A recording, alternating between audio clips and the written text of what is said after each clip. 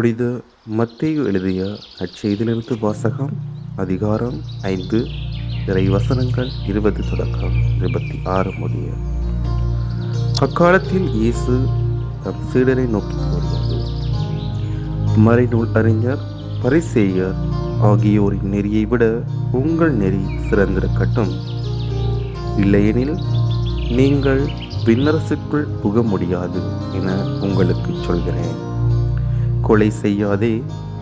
கொலை செய்கிறவர் எவரும் தண்டனை தீர்ப்புக்கு ஆளாவர் என்று முற்காலத்தவர்களுக்கு கூறப்பட்டிருப்பதை கேள்விப்பட்டிருக்கிறீர்கள்.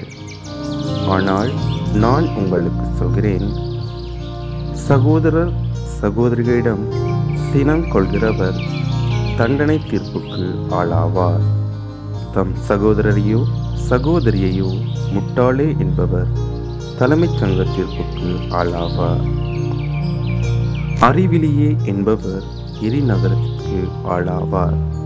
ஆகையால் நீங்கள் உங்கள் காணிக்கையை பலிபீடத்தில் செலுத்த வரும் பொழுது உங்கள் சகோதரர் சகோதரிகள் எவருக்கும் உங்கள் மேல் ஏதோ மனத்தாங்கள் உண்டென அங்கே நினைவுற்றால் அங்கேயே பலிபீடத்தின் முன் உங்கள் காணிக்கையை வைத்துவிட்டு போய் முதலில் அவரிடம் நல்லுறவு ஏற்படுத்திக் கொள்ளுங்கள்.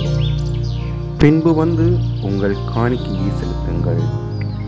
உங்கள் எதிரி உங்களை நீதிமன்றத்திற்கு கூட்டிச் செல்லும் பொழுது வழியிலேயே அவருடன் விரைவாக உடன்பாடு செய்து கொள்ளுங்கள்.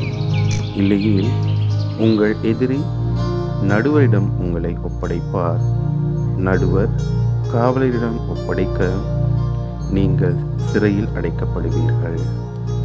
கடைசி காசு வரை திருப்பிச் செலுத்தாமல் அங்கிருந்து வெளியேற மாட்டீர்கள் என உறுதியாக உங்களுக்கு சொல்கிறேன்.